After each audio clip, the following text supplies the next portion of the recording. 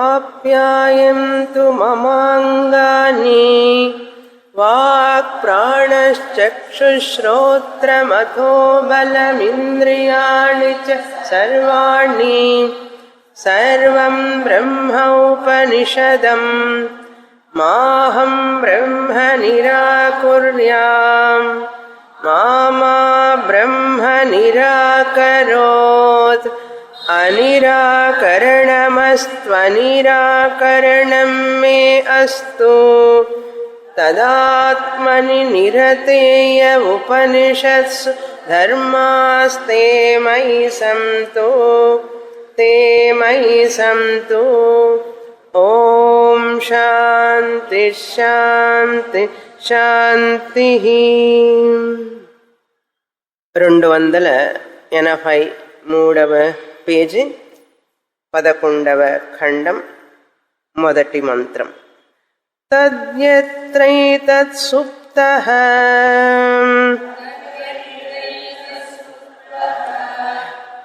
సమస్తః సంప్రసన్నః స్వప్నం న విజానాతి ఏష ఆత్మేతి హోవాచ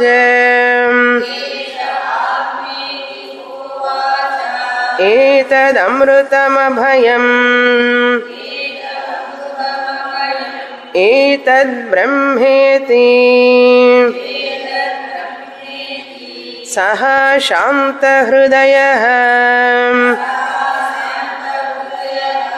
ప్రవ్రాజ సహ ప్రాప్యైవ దేవాన్ ఏతద్భయం దదర్శ నాహ ఖల్వయమేవ గుం సంప్రతి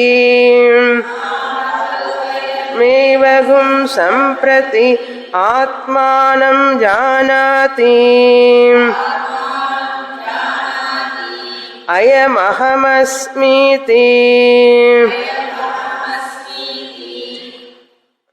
నో ఏవేమాని భూతాని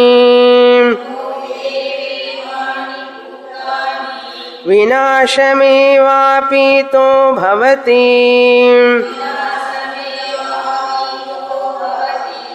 నాహమత్ర భోగ్యం పశ్యామీతి.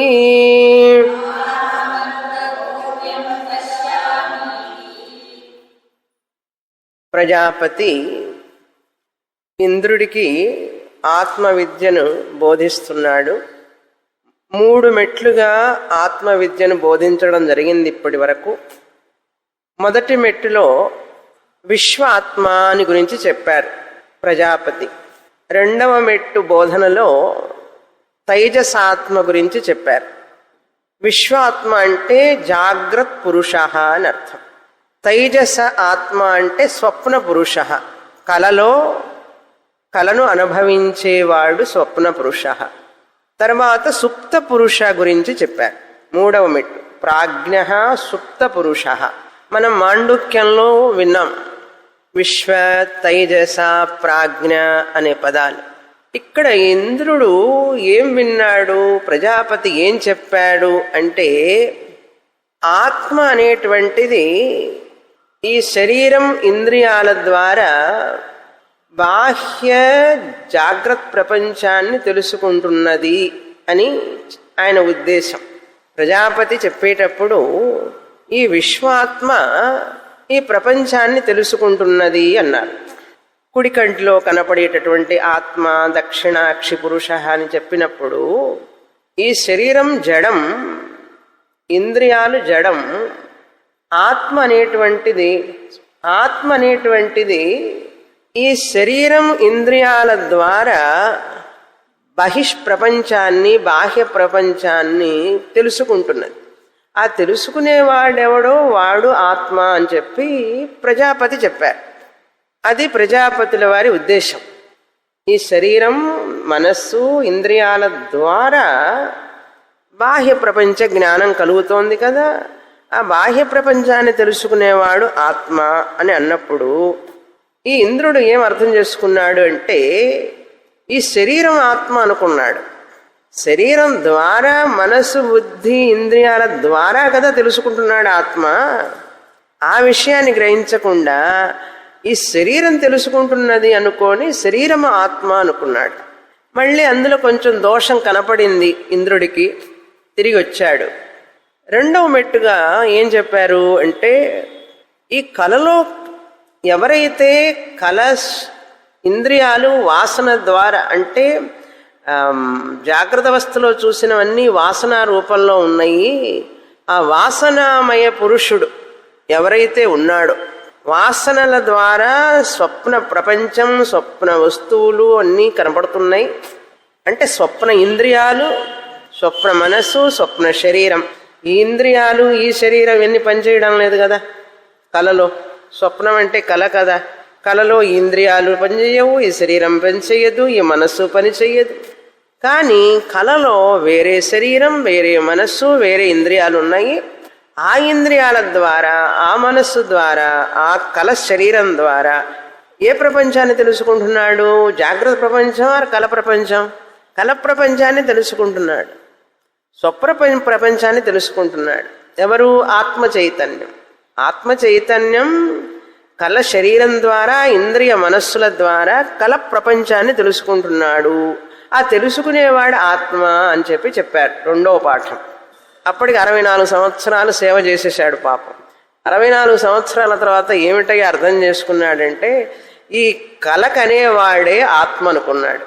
ఆ కలలో శరీరం ఆ కలలో ఇంద్రియాలు తైజస ఆ తైజస్సుడు ఆత్మ అనుకున్నాడు. కానీ ఆత్మ చైతన్యాన్ని ఆత్మ అనుకోలేదు. ఆ స్వప్న శరీరాన్ని మనసు ఇంద్రియాలని ఆత్మ అనుకున్నాడు. అప్పుడు ఇంద్రుడికి మళ్ళీ సందేహం వచ్చింది. ఈ వ్యక్తికి జాగ్రత్తలో ఉన్న వ్యక్తి బాగున్నప్పటికీ కూడా అక్కడ కలలో కొన్ని బాధలు అనుభవిస్తున్నాడు వాడు. అక్కడ సుఖమేమీ లేదు, ప్రయోజనం లేదు. ఇక్కడ ఇది ఆత్మ కాదనుకోని చెప్పి అక్కడికి ఏదో వెళ్ళిపోతే ఇందులో కష్టాలు ఉన్నాయని చెప్పి కళ గురించి స్వప్న పురుషుడు ఆత్మ అనుకుందామంటే స్వప్నంలో కూడా మన కథ ఏం సరిగ్గా లేదు. అక్కడ కూడా ఇక్కడ అన్నీ సరిగా ఉన్నప్పుడు కూడా అక్కడికి ఎవరో కొడుతున్నట్లుగా నన్ను ఎవరో తిడుతున్నట్లుగా ఎవరో కత్తి తీసుకొని పరిగెత్తి నన్ను చంపాలని వచ్చినట్లుగా కలలో కూడా ఏడుస్తున్నట్లుగా అన్ని బాధలు అనుభవిస్తున్నాను కలలో కూడా. ఇటువంటి కళ వలన నాకేంటి ఈ పురుషుడు వలన ప్రయోజనం అని చెప్పి ఆలోచించాడు ఇంద్రుడు. అక్కడ మంత్రంలో మనం కొంచెం జాగ్రత్తగా అర్థం చేసుకోవాలి. కళ ఇక్కడ వధించినప్పటికీ కూడా మనిషి జాగ్రత్త శరీరం వధించినప్పటికి కూడా అక్కడ వధించబడడం లేదు కదా అని చెప్పి మంత్రం వచ్చింది. పోయినసారి మీరందరూ కళ్ళు కనుబొమ్మలు ఎత్తేసారు. ఏమిటి ఇట్లా ఉంది? ఇక్కడ చంపితే శరీరాన్ని అక్కడ కళ ఎట్లా వస్తుంది? వధించడం అంటే చంపటం అంటే ఇక్కడ ఇతన్ని బాధ పెట్టినప్పుడు ఏవైనా అంగవైకల్యం చేసినప్పుడు వధించడం అంటే చేతులను వధించినప్పుడు కాళ్ళు వధించినప్పుడు అంటే శరీరం మనిషి పూర్తిగా పోలేదు. ఇక్కడ ఏదైనా బాధ కలిగినప్పటికీ కూడా జాగ్రత్త శరీరంలో ఇప్పుడు హాస్పిటల్లో ఉన్నాడు ఒకడు, వ్యావహారికంగా జాగ్రత్త ప్రపంచంలో ఏదో యాక్సిడెంట్ అయింది, ఎవరో కొట్టారో ఏదో అయింది, హాస్పిటల్లో ఉన్నాడు. కానీ కళలో అవేమీ రావడం లేదు, కళకి సంబంధం లేదు, అక్కడ బాగానే ఉన్నాడు. ఒకవేళ జాగ్రత్తలో జరిగినవి జరగకపోయినా కూడా ఇక్కడ బాగానే ఉన్నాడు అంటే ఇక్కడ వధించాడు అంటే ఏమిటి? అక్కడ వధించబడినట్లుగా వస్తుందన్నాడు. ఇక్కడ వధించినా కూడా అక్కడ వధించనట్లుగా వస్తున్నది అంటే అర్థం ఏమిటి అక్కడంటే? అక్కడ అంటే ఏమిటి? జాగ్రత్త అవస్థలో వధించబడితే అంటే చంపబడినట్లుగా మనిషి గాయాల పాలైనాడు, హాస్పిటల్లో ఉన్నాడు. కలగనేటప్పుడు ఉద్యానవనంలో తిరుగుతున్నాడు హాయిగా. హాస్పిటల్లో కట్లు కట్టించుకొని కాలికో కట్టు చేతికో కట్టు అన్నీ కట్టుకొని అక్కడ మాత్రం హాయిగా తిరుగుతున్నాడు ఉద్యానవనంలో. ఐస్ క్రీమ్ తింటున్నాడు, వెనిల్లా ఐస్ క్రీమ్ తింటున్నాడు. అదేమిటయ్యా అన్నాడు. సరే, ఇదేమో జాగ్రత్తలో బాధ ఉన్నప్పుడు అక్కడ బాధ లేదు. పోనీ ఇక్కడ హాయిగా నిద్రపోతున్నాడు పట్టుబరుపు మీద. అక్కడ ఎవరో కొడుతున్నట్టుగా తిడుతున్నట్లుగా అక్కడ అట్లా వచ్చింది కనుక అక్కడ బాధను అనుభవిస్తున్నాను కదా, అది నేను ఎట్లవుతాను ఆ ఆత్మని అని చెప్పి మళ్ళీ ఆలోచించాడు. ఇప్పుడు క్లియర్ అయింది కదా. ఇంకొక సందేహం ఏమిటంటే అంధ అనంధ భవతి అన్నాడు. జాగ్రత్త అవస్థలో అంధుడైన వాడు గుడ్డివాడు కలలో గుడ్డివాడుగా లేడు. జాగ్రత్త అవస్థలో మెలకుగా ఉన్నవాడు పాపం వాడు గుడ్డివాడు. ఒక వ్యక్తి గుడ్డివాడు అనుకోండి, కల కన్నాడు, కలలో అన్ని చూస్తున్నాడు, అక్కడ గుడ్డితనం లేదు. ఇక్కడ మనకు ఒక సందేహం రావాలి. ఏమిటా సందేహం అంటే, ఏమండి స్వప్నం అంటే జాగ్రత్తలో చూసినవే కదా రావాలి, తత్వబోధలో చెప్పారు కదా, జాగ్రత్త అవస్థాయాం యదృష్టం యశ్రుతం తజ్జనిత వాసనయా అన్నారు. అనంధ భవతి అంటే ఇక్కడ అంధుడైనా కూడా అక్కడ గుడ్డివాడు కాదు అంటే, గుడ్డివాడు కాదు అంటే చూస్తున్నాడు ప్రపంచాన్ని, ఇక్కడ చూడలేదు కదా. ఇక్కడ చూడని జాగ్రత్త అవస్థలో చూడని వాడు అక్కడ ఎట్లా చూస్తాడు? సందేహం రావాలి. అప్పుడు దానికి ఏంటి సమాధానం మనకు తెలియాలి. ఏమిటంటే సమాధానం, ఇక్కడ గుడ్డివాడైనా కూడా ఈ ప్రపంచం కళ్ళతో చూడకపోయినా కూడా జాగ్రత్త అవస్థాయాం యదృష్టం, దృష్టం అనేది చూడడం అనేది లేదు కానీ వినడం ఉందిగా, వినడం ఉంది కదా. సరే అక్కడ వింటున్నాడు, మరి చూడడం ఎట్లా చూస్తాడు అంటే తజ్జనిత వాసనయ, ఈ జన్మవి కాదు, ఇప్పుడు ఈ జన్మలో గుడ్డివాడై ఉండొచ్చు కానీ జన్మల్లో ఉన్న వాసనలు కదా వస్తున్నాయి కళ రూపంలో. ఈ జన్మలోవే రావు కళలన్నీ, క్రిందటి జన్మల్లోవి కూడా వస్తాయి కళలు, క్రిందటి జన్మల్లోవి కూడా వస్తాయి. ఎందుకంటే వాసనామయ ప్రపంచం కదా, వాసనలన్నీ మనసులో ఉన్నాయి కదా, కనుక వాసనామయ ప్రపంచమే కదా కళ.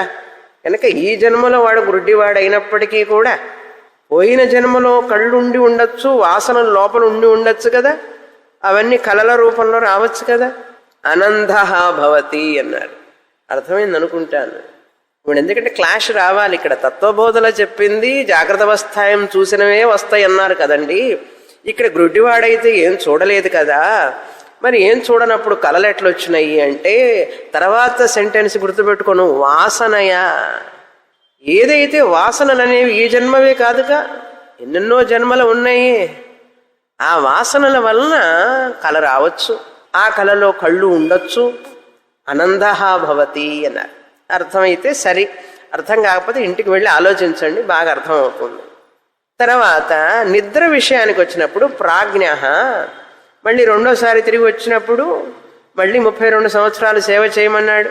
32 సంవత్సరాలు 10వ అధ్యాయంలో 10వ ఖండంలో 32 సంవత్సరాలు మళ్ళీ సేవ చేసిన తర్వాత మళ్ళీ ఏం బోధించాడయ్యా అంటే, నిద్రపోయేటప్పుడు ఏమి తెలుసుకోకుండా ఉన్నాడే అంటే ఈ బాహ్య ప్రపంచము తెలుసుకోవడం లేదు, స్వప్న ప్రపంచము తెలుసుకోవడం లేదు, అక్కడ శూన్యంగా ఉన్నదని తెలుసుకుంటున్నవాడు ఒకడు ఉన్నాడు కదా, అదే అమృతం, అదే అభయం, అదే ఆత్మ అన్నాడు.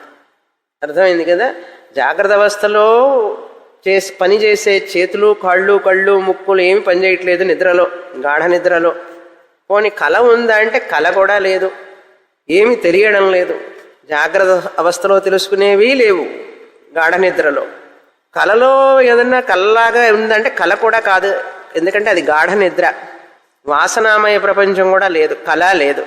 కళ లేకుండా జాగ్రత్త ప్రపంచము లేకుండా ఇంద్రియాలన్నీ సద్దుమణిగి ఉన్నప్పుడు, మనస్సు బుద్ధి అన్ని సద్దుమణిగినప్పుడు బాగా నిద్రపోతున్నాం కదా గాఢ నిద్రలో, అప్పుడు ఏమీ తెలియడం లేదు, శూన్యం అని తెలుసుకుంటున్న వాడెవడో వాడే ఆత్మ అని చెప్పి ప్రజాపతి చెప్పారు.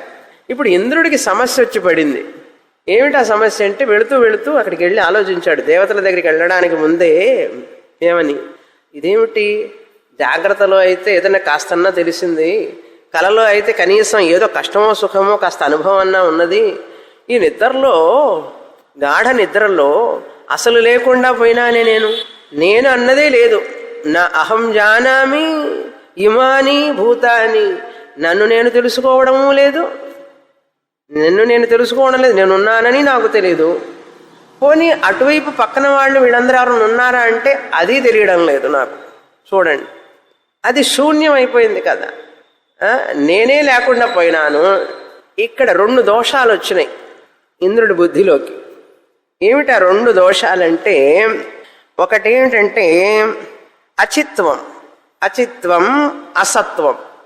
అచిత్వం అసత్వం అంటే నేను లేకుండా పోయినాను, నేనే లేకుండా పోయినాను, మనసు లేదు, ఇంద్రియాలు లేవు, ఏమీ తెలియడం లేదు, అయ్యో నేనే లేనే అని అచిత్వం అసత్వం ఒక దోషం. రెండవ దోషం ఏమిటంటే వినష్టం. వినష్టం అంటే నేను నశించాను, నాకేమి తెలియడం లేదు, శూన్యంగా ఉన్నది, వినష్టం. ఈ 2 దోషాలు ఇంద్రుడి మనస్సులో చోటు చేసుకున్నాయి. అప్పుడు ఇంద్రుడు నిద్రలో ఆత్మ లేదు అనుకున్నాడు. నేనే తెలుసుకోవడం లేదు, నాకేమీ తెలియడం లేదు, ఆత్మ ఉన్నదని ఎట్లా అనుకుంటాను, కనుక ఆత్మ లేదు అనుకున్నాడు. ఆత్మ లేకపోతే ఏమైంది? అప్పుడు శూన్యం అన్నాడు. మొదటికే మోసం వచ్చింది. మొదటికే మోసం అంటే ఏమిటి అర్థం? నేనే లేకుండా పోయినాను, అసలు ఏమీ తెలియడం లేదు. కనీసం జాగ్రత్త స్వప్నంలో అయితే ఏదో ఒకటి తెలిసింది, కష్టమో సుఖమో. ఇది కూడా లేకుండా పోయింది, బాగలేదు ఇది, దీనివల్ల నాకేమిటి ప్రయోజనం అనుకొని మళ్ళీ వచ్చాడు ప్రజాపతి దగ్గరికి. వచ్చి ఈ విధంగా అడుగుతున్నాడు, చెప్తున్నాడు.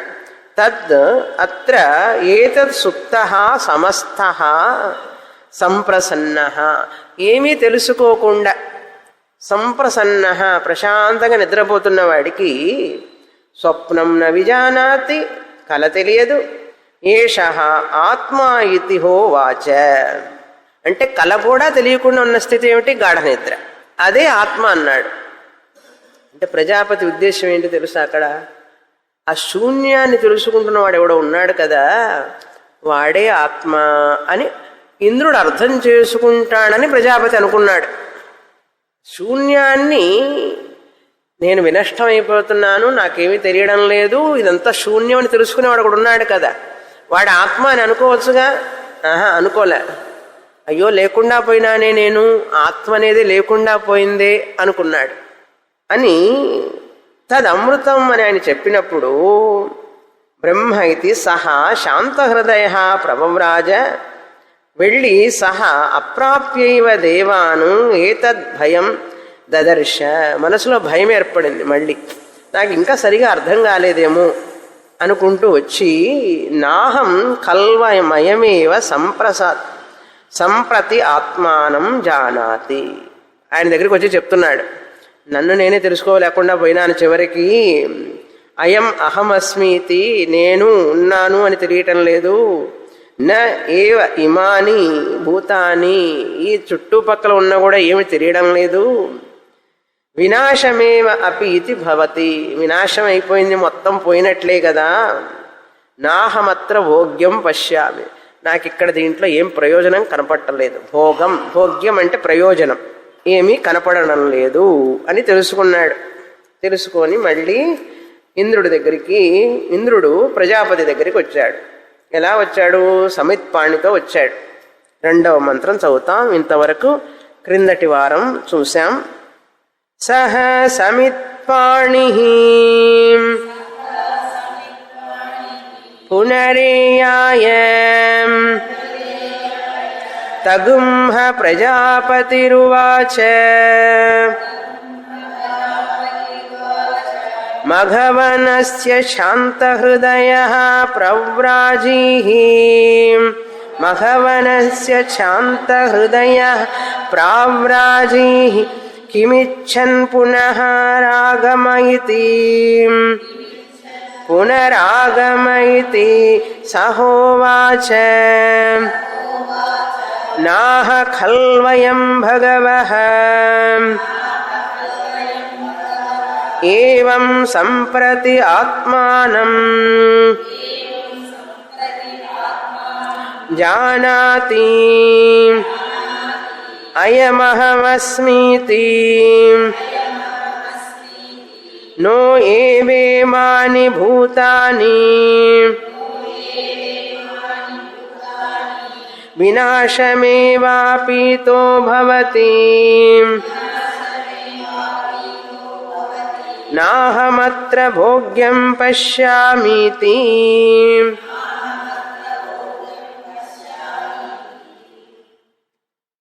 సహా ఆ ఇంద్రుడు సమిత్పాణి సమిత్తుల చేతిలో పట్టుకొని పునరేయాయ మళ్ళీ తిరిగి వచ్చాడు. తగుంహ ప్రజాపతి రువాచ అట్లా వచ్చినటువంటి ఇంద్రుడితో ప్రజాపతి ఈ విధంగా అన్నాడు. ఏమని? మఘవన్ ఓ ఇంద్ర, శాంతహృదయ ప్రావ్రాజీ, నువ్వు తృప్తికి పొంది వెళ్ళావు కదా. మఘవన్ యత్ శాంతహృదయ, మఘవన్ యత్ శాంతహృదయ, నువ్వు శాంతహృదయంతో తృప్తితో వెళ్ళావు కదా, మళ్ళీ ఎందుకు వచ్చావు అని అడిగాడు. కిమిచ్చన్ పునరాగమ, అదే పదాలు క్రిందటిసారి చూసినవే. కిమిచ్చన్ పునరాగమ, ఏమి కోరి ఏమి ఆశించి మళ్ళీ నా దగ్గరికి వచ్చావు అని అడిగాడు. ఇది అప్పుడు ఇంద్రుడు చెప్తున్నాడు. సహా ఉవాచ, తాను ఏదైతే మనసులో అనుకున్నాడో అవన్నీ చెప్తున్నాడు. అదే మాట పై శ్లోకంలో పై మంత్రంలో చెప్పింది ఏమిటి? నాహం ఖలు అయం భగవః, ఇది నేను కాదు, ఇది కాదు ఆత్మ, నాకు తెలిసినట్లుగా లేదు. ఏవం సంప్రతి ఆత్మానం, నేను గనక నిద్రపోయినప్పుడు గాఢ నిద్రలో ఉంటే సంప్రతి ఆత్మానం, నేను ఆత్మను తెలుసుకోలేకపోతున్నాను. ఆత్మానం ఏవం సంప్రతి అయం అహమస్మీతి నాహం ఖలు, నేను ఉన్నాను అని, నేను పురుషుణ్ణని స్త్రీనని ఏదో నాకేమి తెలియడం లేదు కదా, పురుషుణ్ణని తెలియడం లేదు. జానాతి అయం అహమస్మి, నేను ఉన్నానని. అయం అహమస్మి అంటే నేను ఉన్నాను, ఇంద్రుణ్ణి ఉన్నాను అని తెలియడం లేదు నాకు నిద్రలో. నో ఏవ ఇమాని, నో అంటే సంస్కృతంలో న, నేను ఈ ఇమాని ఈ భూత జీవరాశులను కూడా తెలుసుకోవడం లేదు. నా ఇమాని భూతాని జానాతి, జానామి, నేనేమి తెలుసుకోవడం లేదు. వినాశమేవ అపీతః, అన్నీ వినాశమైపోయినట్లే కదా నిద్రలో, ఏమున్నాయి తెలుసుకోవడానికండి అక్కడ అన్నాడు. అందువల్ల నాకు దీనివల్ల ఏం ప్రయోజనం కనపట్టలేదండి, మరి మళ్ళీ బోధించండి అన్నాడు. అంటే ప్రజాపతి అంటున్నాడు ఏమని? 3వ మంత్రం చదువుతాం. ఏవమేవైష మఘవన్నితి హోవాచ ఏతం త్వేవ తే భూయోను వ్యాఖ్యాస్యామి వ్యాఖ్యాస్యా నో ఏవాన్యత్ర ఏతస్మాద్ వసాపరాణి పంచవర్షాణీతి సహాపరాణి పంచవర్షాణ్యువాస తాన్యేకశతం సంపేదుః ఏతద్యదాహుః ఏకశతం వై వర్షాణి మఘవన్ ప్రజాపతౌ బ్రహ్మచర్యమువాస తస్మై హోవాచ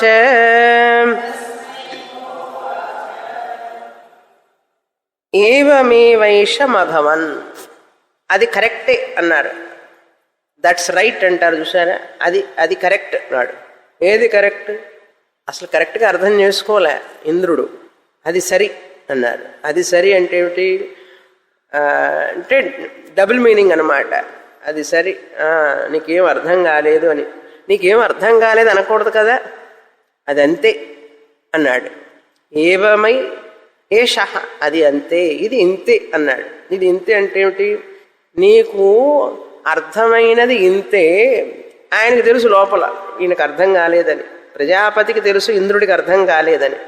అయినప్పటికీ ఏవమేవ ఏషః, అది అంతే అన్నాడు.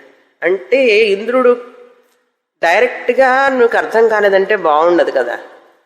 అది అంతే అని చెప్పి మళ్ళీ తర్వాత కరెక్ట్ చేస్తారన్నమాట. మనమైతే టక్కుని చెప్పేస్తాం ముఖం మీదనే, నువ్వు అర్థం చేసుకుంది తప్పు, నీకు అర్థం కాదు, నువ్వు చవట, నీకు తెలియదు, బుద్ధి లేదు నీకు అంటుంటారు. కానీ ప్రజాపతి గురువైన వాడు ఎప్పుడూ కూడా శిష్యుడిని నిరుత్సాహపరచకూడదు. శిష్యుడు ఆత్మజ్ఞానం వచ్చే వరకు ఒక్కొక్క మెట్టు ఎక్కుతూ తాను అర్థం చేసుకున్నది చెప్తున్నప్పుడు కరెక్టే కరెక్టే ఇంకా ఇంకా అని చెప్పి చెప్తూ ఉండాలి. కానీ నువ్వు అర్థం చేసుకున్నది తప్పు అని అనకూడదు. అందుకని ప్రజాపతి కూడా అదే చెప్తున్నారు. ఏమని? ఏవం ఏవ ఏషః, అది అంతే అన్నాడు అని చెప్పి ఏ మగవన్ ఇది అన్న తర్వాత హోవాచ ఏతం తు ఏవ తే భూయః అనువ్యాఖ్యాస్యామి. అక్కడ ఒక కరెక్షన్ ఉంది, వే అని ఉన్నది మీ పుస్తకంలో, తే అని రాసుకోవాలి. తే తవ, నీకు వే బదులుగా తే అని రాసుకోండి. ఏతం తు ఏవ తే భూయః, ఇప్పుడు ఏదైతే చెప్పానో అదే మళ్ళీ చెప్తానన్నాడు. అంటే నేను ఆత్మ అనుకుంటూ ఏదైతే చెప్పానో విశ్వాత్మ, తైజసాత్మ, ప్రాజ్ఞ ఆత్మ, మళ్ళీ ఆ ఆత్మ గురించే తురీయ ఆత్మగా చెప్తాను. ఇప్పుడు నీకు విశ్వాత్మగా చెప్తే నీకు అర్థం కాలేదు, తైజసాత్మగా చెప్పినా నీకు అర్థం కాలేదు, ప్రాజ్ఞాత్మగా చెప్పినా నీకు అర్థం కాలేదు. అంటే మాండూక్యం గుర్తున్నదా? ఏమిటది? ఆత్మ స్థూల శరీరంతో సంబంధం ఏర్పరచుకొని ప్రపంచాన్ని చూస్తున్నప్పుడు విశ్వ ఆత్మ అని పేరు పెట్టాం ఆత్మకి. అదే ఆత్మ కలలో సూక్ష్మ శరీరంతో సంబంధం ఏర్పరచుకుంటే సూక్ష్మ శరీర అభిమాని ఆత్మ తైజస అన్నాం. కారణ శరీరాత్మాభిమాని ప్రాజ్ఞ అన్నాం.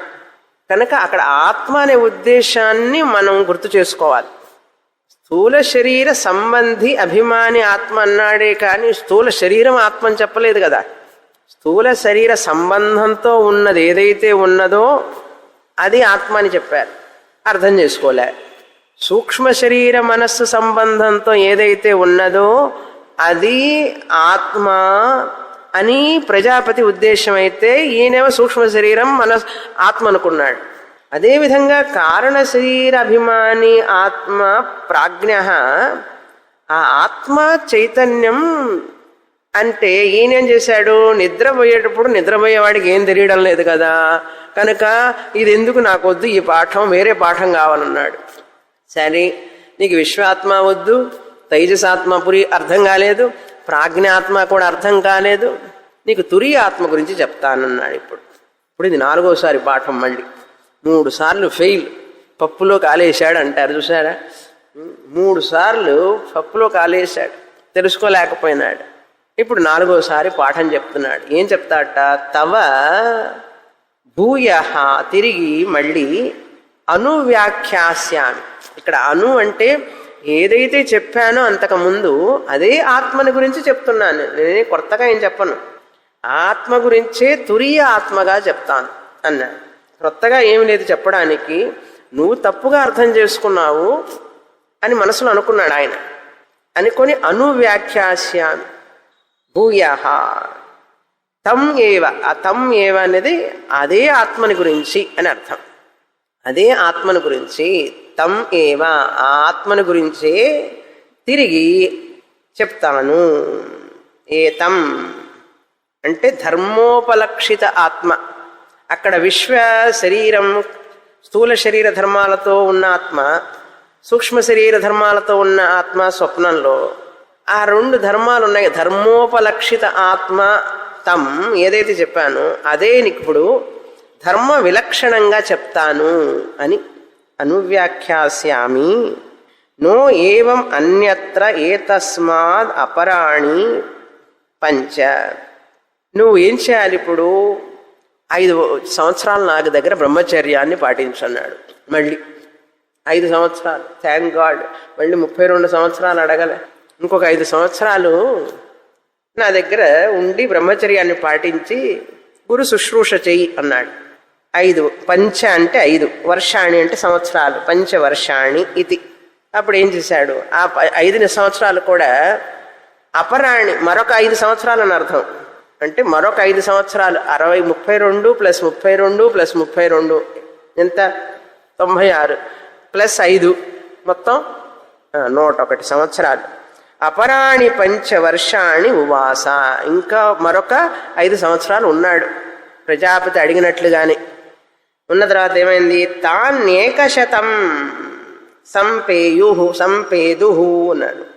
100 అంటే 101, మొత్తం 101 సంవత్సరాలు ఉన్నాడు, సేవ చేశాడు. 101 సంవత్సరాలు పార్ట్గా సేవ చేశాడు బ్రహ్మచర్యాన్ని పాటించి.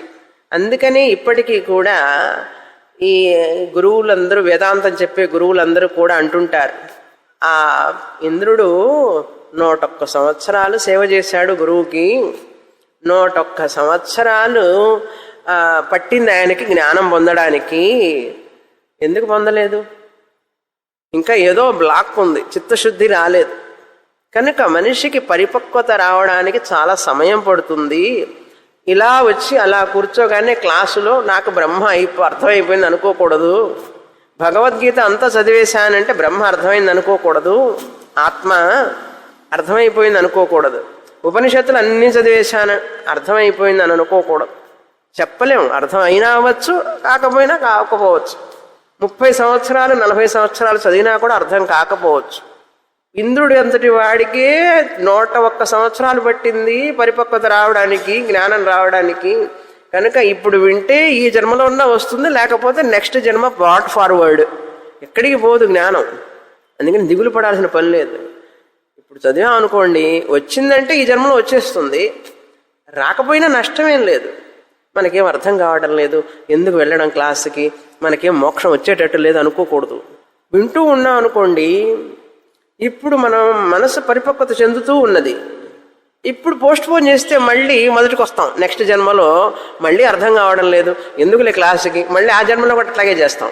ఆ తర్వాత జన్మలో అప్పుడు అంతే చేస్తాం, మళ్ళీ అర్థం కావడం లేదు, ఎందుకులే క్లాసుకి, చాలా కష్టంగా ఉంది సబ్జెక్ట్. ఇంక ఏ జన్మలో నీకు అర్థం అవుతుంది? ఏ జన్మలో అర్థం కాదు. అందుకని శాస్త్రం ఏం చెప్తుందంటే, నీకు అర్థం కాకపోయినా సరే కూర్చొని తలకాయ ఊపినా సరే, ఊపకపోయినా సరే, కళ్ళు మూసుకొనైనా సరే, నిద్రపోయినైనా సరే, సగం పర్వాలేదు కూర్చో క్లాసులో. ఎందుకయ్యా అంటే, నీకు తెలియకుండానే, నీకు బయటికి కనపడదు, నీ మనస్సు ఆ మాటల వలన ఎంత శుద్ధమవుతుందో, పరిపక్వత పొందుతుందో, వివేక, వైరాగ్య, షట్క సంపత్తి, ముముక్షుత్వం, ఇవన్నీ చిన్న చిన్నగా మొలకెత్తుతూ ఉంటాయి. అది నీకు తెలియదు. అది అందుకనే గురువు మీద భక్తి ఉండాలి. ఒక సన్యాసిని చూస్తే సాష్టాంగ నమస్కారం చేసి భక్తి కావాలి, అంత శ్రద్ధ కావాలి. ఒక్క మాట కూడా అర్థం కాకపోవచ్చు, అందుకని పిచ్చి భక్తి అంటారు దాన్ని. ఆ పిచ్చి భక్తి ఉండి వచ్చే వాళ్ళకి ఎప్పటికో అప్పటికి పరిపక్వత వస్తుంది. అర్థమైందా ఇప్పుడు? కనుక వచ్చిన వెంటనే క్లాసులో మాకు అర్థం కాలేదండి, 17 సంవత్సరాల నుంచి వింటున్నామండి, ఇంకెప్పుడండి మాకు బ్రహ్మజ్ఞానం వచ్చేది?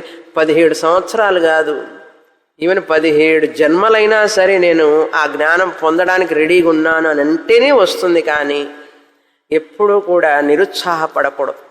శంకరాచార్యుల వారు వ్యాఖ్యానంలో రాస్తారు, అంటే 101 సంవత్సరాలు ఇంద్రుడంతటి వాడికే మనస్సు పరిపక్వత పొందడానికి సమయం పట్టిందంటే, మామూలు వాళ్ళు ఎంత శ్రమ చెయ్యాలి, ఎంత సేవ చెయ్యాలి, ఎన్ని నియమాలు పాటించాలి, అవన్నీ పాటించకుండా మనమేమంటాం, ఏమిటి శాస్త్రం మనకు కాదబ్బా, ఇదంతా మనకు కాదు, అది ఏదో వాళ్ళు చదువుతారు, క్వాలిఫైడ్ వాళ్ళందరూ చదువుతారు, మనకు కాదు అనకూడదు. అంటే అప్పుడు ఏమైందండి అర్థం? శాస్త్రం మీద శ్రద్ధ లేదన్నట్లయిపోయింది, ఆ గురువు మీద భక్తి లేదు, శ్రద్ధ లేదన్నట్లయిపోయింది. అందుకని శ్రద్ధావాన్ లభతే జ్ఞానం అన్నారు కృష్ణ పరమాత్మ భగవద్గీతలో. అర్థం అవ్వని కాకపోని, ఒక్కొక్క చోట అర్థమవుతుంది, ఒక్కొక్క చోట కొంచెం అర్థమవుతుంది, మరి కొన్ని చోట్ల అస్సలు అర్థం కాదు. అప్పుడైతే మహా నిరుత్సాహం వస్తుంది. ఏమిటి అర్థం కాని దానికోసం పోయి మనం ఎందుకు ఈ కష్టపడాలి అనుకోకూడదు. అటువంటి వాళ్ళకి జ్ఞానం రాదు. అర్థమైన వరకే అర్థమవుతుంది, ఎంతవరకు అర్థమైతే అంతవరకు అర్థమవుతుంది. నాకు ఎంత అర్థమైంది అని కాదు ప్రశ్న. నేను ఆ గురువు సన్నిధిలో కూర్చోవాలి, ఆ గురువు సాక్షాత్ భగవంతుడు నా కోసం చెప్తున్నారు. ఆ గురువుని నేను మనిషిగా చూడను. ఆ గురువు చెప్పేది శాస్త్రం, శాస్త్రమాత, అది భగవంతుడి వాక్కు. ఆ భగవంతుడి వాక్కు నేను ఆ భగవంతుడి రూపంలో ఉన్న గురువు ద్వారా వింటున్నాను ఇటువంటి మూఢ నమ్మకంతోనే కూర్చోవాలి క్లాసులో. ఇది అంటే సామాన్యంగా అర్థమయ్యే విషయం కాదు. ఇది అర్థమైనట్లుగా అనిపిస్తుంది, ఒక్కొక్కసారి బుర్ర తిరుగుతుంది, ఒక్కొక్కసారి తల పైనుంచి వెళ్ళిపోతుంది సబ్జెక్ట్, అసలు అర్థం కాదు. అయినా సరే కూర్చోవాలి, వినాలి, కష్టానికి ఓర్చుకోవాలి, వర్షానికి, ఎండకి, ఉరుములకి, పిడుగులకి అన్నిటికీ ఓర్చుకోవాలి. ఇంట్లో సమస్యలు, శారీరక సమస్యలు, ఎన్ని సమస్యలు వచ్చినా సరే నా గురువు, నా దైవం, నా శాస్త్రం, భగవంతుడి వాక్కు, నాకు ఈ రెండే శరణం. అట్లా అన్న వాళ్ళకే మోక్షం వస్తుంది. మన పిల్లల్ని కూడా ఒరే కష్టమైనా కూడా ఇంకొకసారి ట్రై చేయరా అంటారా లేదా? ఏమంటారు? మానేసే, నీకెందుకు, చెప్పులు కుట్టుకో, లేకపోతే మిషన్ పని చేసుకో, ఏదైనా పని చేసుకో అని చెప్తున్నామా? ట్రై చేయమని చెప్తున్నాం కదా. మరి చదవరా బాగా, ఈసారి ట్రై చేయి చెప్పడంలే మనం. అదే విధంగా అందరు ఆచార్యులు అలాగే చెప్తారు. అందుకని మనకు ఎంతో శ్రద్ధ కావాలి, ఎంతో భక్తి కావాలి, శాస్త్రం మీద భక్తి కావాలి, గురువు మీద భక్తి కావాలి. దీనివల్ల మనకు వివేకం, వైరాగ్యం బాగా పెరుగుతాయి. ఏదో లోపం ఉంది, నాకు వివేకంలోనో లోపం ఉంది, లేకపోతే వైరాగ్యంలో లోపం ఉండుండొచ్చు, లేకపోతే శమదమ ఉపరమ తితిక్ష శ్రద్ధ సమాధానాల్లో ఏదో ఒక లోపం ఉండొచ్చు, గ్రాస్పింగ్ తక్కువగా ఉండొచ్చు, నేను ఓవర్ ఎస్టిమేషన్ చేసుకొని ఉండొచ్చు నా గురించి. అన్నింట్లో నేను రాణించి ఉండొచ్చు, కానీ ఇందులో రాణించడం చాలా కష్టం. అన్నింట్లో రాణించడం అవి అపరావిద్యలు, ఇది పరావిద్య. ఇక్కడ పరిపూర్ణమైన వైరాగ్యం, ఎంతో వినయం, ఎంతో అంటే నిరభిమానం కావాలి. మనిషికి అభిమానం ఉండకూడదు, ఈగో ఉండకూడదు. అక్కడన్నీ అభిమానాలు పెంచే విద్యలవి, ఇక్కడ అభిమానాన్ని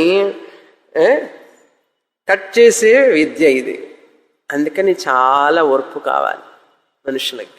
అది రాబోతున్నది తర్వాత ఖండంలో. ఏం చెప్తున్నారు చూడండి. ఇప్పుడు 5 సంవత్సరాలు ఉన్న తర్వాత మొత్తం సంపేదు ఏతత్ యత్ ఆహుహు, ఈ విషయాన్ని అందరూ చెప్పుకుంటూ ఉంటారు గురుకులాలలో. ఆచార్యులందరూ చెప్తుంటారు, ఇంద్రుడు అంతటి వాడే 101 సంవత్సరాలు ఉన్నాడు, అప్పుడే పరిపక్వత వచ్చింది, అప్పుడే జ్ఞానం వచ్చింది, ప్రజాపతి చెప్పిన విషయం అప్పుడే అర్థమైందని చెప్పి ఈ విధంగా చెప్తూ ఉంటారు. ఆహుహు 100 హవై వర్షాణి, 101 సంవత్సరాలు ఉన్నాడు ఇంద్రుడు అని చెప్తూ ఉంటారు అని ఉపనిషత్తు చెప్తున్నది. చూడండి, ఉంటాడు. మఘవన్ ప్రజాపతౌ, ఇంద్రుడు ప్రజాపతి దగ్గర ఉన్నాడు. ఎలా ఉన్నాడు? బ్రహ్మచర్యమువాస, నియమాలు నిష్ఠలన్నీ పాటిస్తూ ఏకాగ్రతతో. అప్పుడు తస్మై హోవాచ, మళ్ళీ చెప్పాడు. తిరిగి రాబట్టే కదా చెప్పాడు, లేకపోతే ప్రజాపతి మాత్రం ఏం చేస్తాడు? రాకపోతే ఆయన కూడా ఏం చేయలేడు కదా. తిరిగి వచ్చాడు కాబట్టి మళ్ళీ ఎందుకు వచ్చావని అడిగాడు. అర్థమైందని వెళ్ళావు కదా, మళ్ళీ వచ్చావేంటన్నాడు. అంటే శిష్యుడికి ఏం అర్థమైంది, ఏం అర్థం కాలేదు కూడా అడగాలి కదా. అది ఇంద్రుడు శిష్యుడి చేతే చెప్పించాలి. అప్పుడు నాయన చెప్తాను కూర్చో అన్నాడు. మళ్ళీ 5 సంవత్సరాల తర్వాత విద్య మొదలు పెడుతున్నారు. చాలా ముఖ్యమైన మంత్రం చదువుతాం. 12వ మంత్రం, 285వ పేజీ. వేదాంత శాస్త్రం మొత్తంలోనే చాలా ముఖ్యమైన మంత్రం, నాకు ఇష్టమైన మంత్రం. అక్కడ ఒక పోర్షన్ చెప్తాను, చదువుతాం. మఘవన్ మర్త్యం వా ఇదం శరీరమాత్తం మృత్యునా తదస్యామృతస్య అశరీరస్య ఆత్మనః అధిష్టానం ఆత్తో వై సశరీరః ప్రియాప్రియాభ్యాం న వై సశరీరస్య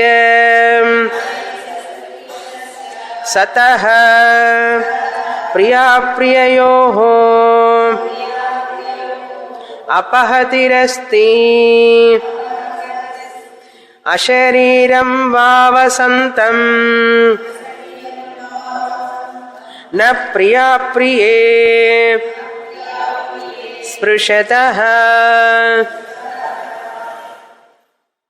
మఘవన్ ఓ ఇంద్ర ఇదం మర్త్యం శరీరం ఇదం శరీరం మర్త్యం ఈ శరీరము నశించే స్వభావము కలిగినది మరణ స్వభావము కలిగినది ఈ శరీరం మృత్యునా ఆత్తం ఇది కాలానికి పరిమితమై ఉన్నది మృత్యు అంటే కాలం కాల క్రమంలో ఇది మరణాన్ని పొందుతుంది కాల పరిమితి కలిగినటువంటిది మృత్యునా ఆత్తం ఆత్తం అంటే సంబంధం కలిగినటువంటిది మృత్యువుతో సంబంధం కలిగినటువంటిది ఈ శరీరం అందుకని నశిస్తుంది మృత్యునా ఆత్తం మృత్యు కోరల్లో ఉన్నాడంటారు చూసారా ఈ శరీరం మృత్యు కోరల్లో ఉంది ఎప్పుడైనా కోరల్లో ఉన్నదంటే ఏమిటి ఎప్పుడైనా కొరకచ్చు మృత్యుదేవత విశ్వరూప దర్శనంలో చూస్తాం కదా ఒకసారి చూసాం మళ్ళీ చూడబోతున్నాం ఆ కాలం అనేది కాలకాలహ అంటాడు భగవంతుడు కాలకాలహ ఈ శరీరం కాలానికి ప్రవాహంలో కొట్టుకుపోయేటటువంటిది శరీరం మృత్యుకి మృత్యునా ఆత్తం తత్ అస్య అమృతస్య అశరీరస్య ఆత్మనః అధిష్టానం ఈ శరీరం మృత్యున ఆత్తం మృత్యు ఉన్న దీనికి ఇది అనిత్యం అక్కడ మనం ఏం తెలుసుకోవాలి మృత్యున ఆత్తం అంటే మర్త్యం అంటే అనిత్యం అని అర్థం మరణం ఉన్నది అంటే అనిత్యం అనే కదా అర్థం ఇటువంటి మరణం కలిగినటువంటి ఈ శరీరం అస్య తస్య ఆ పరమాత్మ ఆ ఆత్మకి తదస్య ఆత్మస్య అమృతస్య అశరీరస్య అమృతస్య అంటే మరణం లేనటువంటి ఆత్మ అశరీరస్య శరీరం లేనటువంటి ఆత్మ అటువంటి ఆత్మనః అటువంటి ఆత్మకి అధిష్టానం ఇల్లు ఈ శరీరం ఆత్మకి ఇల్లుట అధిష్టానం అంటే ఇక్కడ ఇల్లు అబోర్డ్ అంటారు నివాసం అందరూ శ్రీనివాస నిలయం కృష్ణ నిలయం ఇట్లా పేరు పెట్టుకుంటారు ఆత్మ నిలయం అని ఎవరు పేరు పెట్టుకోరు దీనికి ఆత్మ నిలయం అని పేరు మన ఇళ్ళ పేర్లు పెట్టుకుంటారు చాలామంది నిలయం అని శాంతి నిలయం అంతా అశాంతి ఉంటుంది ఇంట్లో పైకి పేరు శాంతి నిలయం ప్రశాంతి నిలయం శాంతి నిలయం ఈ శరీరం ఆత్మ నిలయం ఆత్మనః అధిష్టానం ఏ శరీరం మృత్యున ఆత్తం ఇటువంటి మరణ స్వభావం కలిగినప్పటికీ కూడా ఈ శరీరం ఆత్మకి ఇల్లు లాంటిది అన్నాడు అబ్బా దేహో దేవాలయ ప్రోక్త సజీవ కేవల శివ ఈ యొక్క శరీరంలో ఉన్నాడు ఆత్త వై సశరీర ఇప్పుడు సశరీరుడైపోయినాడు ఆత్మ శరీరంలో ఉండడం వలన గృహంలో ఉండడం వలన వ్యక్తి ఏమైనాడు గృహస్థుడైనాడు గృహంలో ఉన్నవాడే కదా గృహస్థుడు కనుక ఆత్మ ఈ శరీరంలో ఉండడం వలన సశరీర శరీరం కలిగిన వాడైపోయినాడు ఆత్మ అప్పుడు నిజంగా శరీరం కలిగిన వాడైనాడా అంటే అయినట్లుగా అయితే ఏమైంది ఈ శరీరంలో ఉన్నప్పుడు ఏమైందంటే జ్ఞానం లేకపోవడం వలన అజ్ఞానం వలన ఈ శరీరమే నేను అనుకున్నాడు ఇంట్లో ఉంటూ ఇల్లు నేను అనుకుంటాడండి ఎవడన్నా ఇంట్లో ఉన్నామండి ఎంత ఫ్లాట్ అయినా ఎంత పెద్ద బంగ్లా అయినా కొన్ని చాలా సంవత్సరాల తర్వాత ఉండి ఉండి ఉండి ఆ ఇంట్లో నేనే ఇల్లు అనుకుంటాడు ఎవడన్నా నేనే ఇల్లు అనుకుంటే వాడిని ఏమంటాం పిచ్చివాడు అంటాం ఎక్కడికి తీసుకుపోతాం కీழ்పాక హాస్పిటల్కి తీసుకుపోతా ఇల్లు నువ్వేమిట్రా ఇంట్లో నువ్వు ఉంటున్నావు ఇల్లు నీది ఇంట్లో నువ్వు ఉంటున్నావు యు ఆర్ ఏ రెసిడెంట్ ఇల్లు రెసిడెన్స్ అది చెప్తేనే వాడిని ఏమైనా కీழ்పాక పంపిస్తామన్నారు శాస్త్రం అంటోంది వాడిని కాదు పంపించేది నిన్ను పంపిస్తానంట నువ్వు అజ్ఞానంలో ఉన్నంతసేపు నువ్వు ఆత్మని గ్రహించకుండా ఈ చీము నెత్తురు మలభాండమైనటువంటి ఎముకల గూడులో ఉంటూ మర్చిపోయి ఇక్కడ ఈ యొక్క ఈ ఈ బ్రహ్మరంధ్రంలో నుంచి ప్రవేశించావు ఆత్మ, ఈ శరీరంలో ఇల్లు బాగుందే ఉంటానని చెప్పి పోయి ఉండి ఆ శరీరం నేను అనుకుంటున్నది. సశరీర అజ్ఞానం వలన. నువ్వు సశరీర కాదు అశరీరం అని చెప్పడానికి 17 సంవత్సరాల నుంచి వచ్చి గురువు కూర్చొని చెప్తుంటే 17 సంవత్సరాలు ఎందుకు చెప్పాల్సి వచ్చింది? అంత ఉంది శాస్త్రం, అనంత శాస్త్రం, బహువేదితవ్యం. ఎన్ని ఉపనిషత్తులు చదివాం, భగవద్గీత ఒకసారి అయిపోయి రెండోసారి చదువుతున్నాం, అంత శాస్త్రం. మరి కనుక ఈ సశరీరము నేను శరీరాన్ని అనుకుంటున్నాడు వాడు. నేను సశరీరిని, నేను శరీరం కలిగిన వాణ్ణి, నేను సశరీరి, నేను శరీరం అనుకుంటున్నాడు. నేను శరీరంలో ఉన్నానని చెప్పాలి. తలనొప్పి వస్తే నాకు తలనొప్పి వచ్చిందండి, నా తలకి నొప్పి వచ్చిందని చెప్పాలి, కానీ నాకు తలనొప్పి వచ్చిందంటాడు. పొట్టలో నొప్పిగా ఉందంటాడు. నీ పొట్టలో, ఈ పొట్టలో నొప్పిగా ఉందండి, ఈ శరీరం అన్న పొట్టలో నాకు నొప్పి లేదు కానీ నాకు నొప్పిగా ఉందండి అంటాడు. డాక్టర్ దగ్గరికి పోయి నాకు నొప్పిగా ఉన్నది. ఒరే నీకు కాదురా, నీ పొట్టలో ఉందిరా నొప్పి అని చెప్పాలి కదా. చెప్పడం లేదుగా మనం. ఈ శరీర బాధ, మనస్సు బాధ అన్నీ నా బాధలుగా నేను తీసుకుంటున్నానా లేదా? తప్పే కదా అది. ఇంట్లో క్రాక్ ఇస్తుంది, వర్షం వస్తుంది, నీళ్లు కారుతూ ఉంటాయి, అందుకని ఏడుస్తాను కూర్చొని. ఏం చేయాలి? రిపేర్ చేయించుకుంటా. అది ఇంటి సహజం, ఇంటి తత్వం. అది అంటామా లేదా? ఎక్కడెక్కడైనా రిపేర్లు కావాలంటే మార్చుకుంటామా లేదా? ఎందుకంటే నేను ఇంట్లో ఉండేవాడిని కనుక ఆ ఇంటి రిపేర్ నేను చూసుకోవాలి. అదేవిధంగా ఆత్మనైన నేను ఈ శరీరంలో ఉంటూ ఆ శరీరానికి వ్యాధి, జర, ముసలితనం, రోగాలు, రొప్పులన్నీ వస్తూ ఉంటాయి. మోకాళ్ళ నొప్పులు, నడువుల నొప్పులు, కళ్ళ నొప్పులు, చెవుల నొప్పి, ముక్కు నొప్పి, ఏ నొప్పి రావడం లేదు, అన్ని నొప్పులు వస్తాయి. అవి వచ్చినప్పుడు దానికి వస్తున్నది, దానికి నేను రిపేర్ చేయిస్తూ ఉండాలి, సర్వీస్కి పంపిస్తుండాలి అప్పుడప్పుడు అని కదా అనాలి. అమ్మో ఎంత ఇదైపోతామో ఈ శరీరంలో. ఆస్తమా అయినా, షుగర్ అయినా, హార్ట్ ప్రాబ్లం అయినా, రకరకాల రోగాలతో ఈ శరీరం బాధపడుతూ ఉంటే తాను అనుభవిస్తున్నట్టుగా అనుకుంటాడు. సశరీర. అయితే ఏమైంది? ప్రియాప్రియాభ్యాం అన్నాడు. వాడికి అలా సశరీరం, నేను శరీరంతో ఉన్నాను అనుకున్న వాడికి, అంటే శరీరాభిమానం ఉన్నవాడికి అహంకారం, మమకారం, దుష్ట చతుష్టయం అంటారు స్వామీజీ. దుష్ట చతుష్టయం ఎవరో తెలుసా భారతంలో? ఎవరు? దుర్యోధనుడు, దుశ్శాసనుడు, శకుని, కర్ణుడు, నలుగురు దుష్ట చతుష్టయం. అక్కడ అట్లా ఉండనివ్వండి భారతంలో. ఇప్పుడు మనలో దుష్ట చతుష్టయం ఎవరంటే అహంకారం. నేను నేను అని ఒక అహంకారం మనిషికి. ఆ అహంకారం వలన ఈ శరీరం మీద మమకారం ఏర్పరచుకొని ఈ శరీరానికి సంబంధించిన వాళ్ళందరి మీద ఒకటే మమకారం. వాళ్ళందరూ నాకు సహాయపడుతున్నారు కదా, మమకారం. నా కారు మీద మమకారం, ఇంటి మీద మమకారం, అబ్బాయి మీద మమకారం, కోడలు వచ్చిందాక అబ్బాయి మీద మమకారం, కూతురు మీద మమకారం, ఇలా మమకారాలు పెంచుకొని విపరీతంగా అహంకారం వల్ల మమకారం, అధ్యాస వల్ల అన్నమాట ఇవన్నీ. ఆ అహంకారం, మమకారం రాగానే ఏమొస్తాయి? రాగ, ద్వేష. రాగం అంటే ఏమిటి? ప్రియం, నాకు ఇది ఇష్టం, అది ఇష్టం. ద్వేషం అంటే నాకు ఇది ఇష్టం లేదు, అది ఇష్టం లేదు. ప్రియాప్రియాభ్యాం. ఈ ప్రియాప్రియాలు ఉంటాయి. ఎప్పుడు? దుష్ట చతుష్టయాలు ఉన్నప్పుడు అహంకార, మమకార, శరీరాభిమానం ఉన్నంతసేపు, నేను ఈ శరీరమని అనుకుంటున్నంతసేపు. అందుకని ఆ ఇంట్లో ఏది జరిగినా కూడా వీడికి అయినట్టుగా బాధపడతాడు. కారుకు స్క్రాచ్ అయితే నాకు స్క్రాచ్ అయినట్టుగా బాధపడతాను. అంటే నాది అయినది దానికి ఏదైనా అయినా కూడా నాకైనట్లుగానే బాధపడతాను. అదేవిధంగా ఈ శరీరానికి అయితే ఈ శరీరం నేను అనే అభిమానం ఉన్నప్పుడు ఆ శరీరం మీద అహంకారం, మమకారం పెంచుకొని నేను రాగద్వేషాలతో ప్రియాప్రియాలు ఏర్పడతాయి. ప్రియం అంటే బాగుంది, చక్కగా ఉంది, సుఖం అన్నమాట ప్రియం అంటే. అప్రియం అంటే దుఃఖం. సుఖాలు దుఃఖాలు ఎందుకు వస్తాయి అర్థమైందా ఇప్పుడు?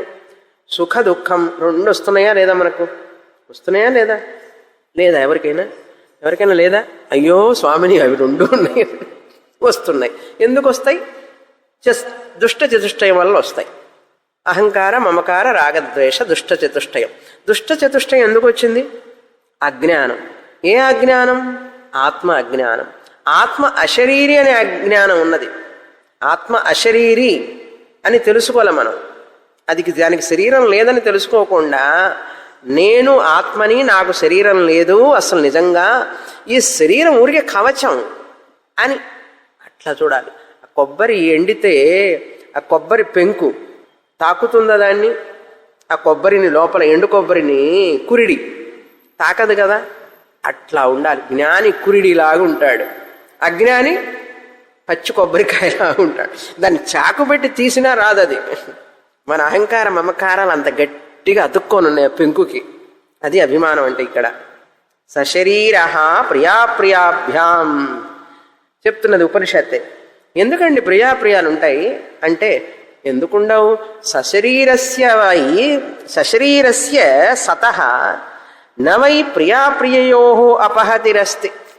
శరీరం మీద నేను అనే అభిమానం ఉన్నంతసేపు వాడికి ప్రియాప్రియాలు లేకుండా ఎట్లా పోతాయి అని అడుగుతున్నది ఉపనిషత్తు.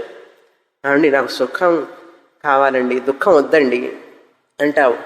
నీకు శరీరాభిమానం ఉన్నంతసేపు సశరీరస్య సతః అంటే శరీరాభిమానం ఉన్నంతసేపు, నేను శరీరాన్ని అనే అభిమానం, అహంకారం, మమకారం, రాగద్వేషం ఉన్నంతసేపు నహవై ప్రియాప్రియయో అపహతిరస్తి. ప్రియ అప్రియం, సుఖ దుఃఖం ఉంటూనే ఉంటాయి, వాటికి నాశం ఉండదు. మరి ఎప్పుడు పోతుందండి అన్నాడు. ఎప్పుడు పోతుంది ఏమిటి? అశరీరం వా వసంతం ప్రియాప్రియే న స్పృశతః. ఎప్పుడైతే శరీర అభిమానం పోతుందో, ఈ శరీరాన్ని నేను కాదు, శరీరం నేను కాదు, శరీరంలో నేను ఉన్నాను అని అభిమానాన్ని వదిలిపెట్టాలి, కానీ శరీరాన్ని ఏం చేయక్కర్లేదు. శరీర అభిమానం పోవాలి. శరీర అభిమానం పోవడం అంటే ఏమిటండి స్వామిని అన్నారు.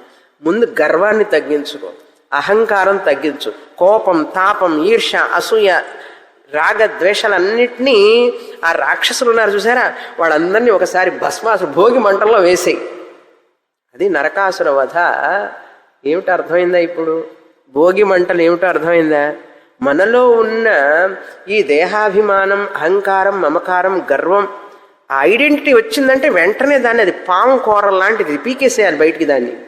అది పీకనంత వరకు నీకు ఇది అంటి పెట్టుకుంటుంది, నిన్ను ఈడుస్తుందన్నమాట సంసారంలోకి. ఈడ్చి మళ్ళీ దుఃఖాన్ని కలుగజేస్తుంది, సుఖాన్ని దుఃఖాన్ని ఇస్తూ ఉంటుంది.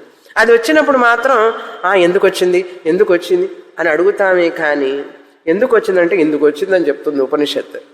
ఎందుకు వచ్చిందిట? నీ శరీరాభిమానమే నీ దుఃఖానికి కారణం, నీ శరీరాభిమానమే నీ సుఖానికి కారణం. పోనీ సుఖం వస్తే ఉంటుందా పర్మనెంట్గా అంటే? ఉండదు. బుద్ధి రాదు కదా నీకు. సుఖం వెంబడి పడి పరిగెడతావా? నాకేది వద్దు, రెండూ వద్దు, ఉంటే ఉండని, దాని మీద నాకు అభిమానము లేదు. ప్రియాప్రియయోహో ప్రియాప్రియే న స్పృశతః. ఆ వ్యక్తిని ప్రియాప్రియాలు అంటుకోవుట, తామరాకు మీద నీటి బొట్టులాగా. ఇంకా పైన చూస్తాం వచ్చే వారం. పూర్ణమద పూర్ణమిదం పూర్ణాత్ పూర్ణముదచ్యతే పూర్ణస్య పూర్ణమాదాయ పూర్ణమేవావశిష్యతే. ఓం శాంతి శాంతి శాంతి. హరి ఓం. శ్రీ గురుభ్యో నమః. హరి ఓం.